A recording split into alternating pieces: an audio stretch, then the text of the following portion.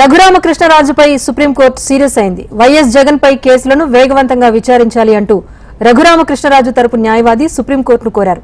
తాము ఏ పని ఎప్పుడు చేయాలో మీరు డిక్టేట్ చేయొద్దు అంటూ రఘురామకృష్ణరాజు న్యాయవాదిపై జస్టిస్ సంజీవ్ ఖన్నా ఆగ్రహం వ్యక్తం చేశారు.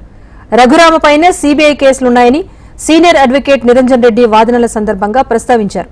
కేసుల విచారణ ట్రయల్ కోర్టులే చూసుకుంటాయని జస్టిస్ సంజీవ్ ఖన్నా వెల్లడించారు. అన్ని తామే కంట్రోల్ చేయాలి అంటే 100 కేసులుంటాయని తెలిపారు. ఈ కేసులో గతంలో తామిచ్చిన ఆదేశాలు అమలవుతాయని కోర్టు వ్యాఖ్యానించింది. తదుపరి విచారణ నవంబర్కు వాయిదా వేసింది.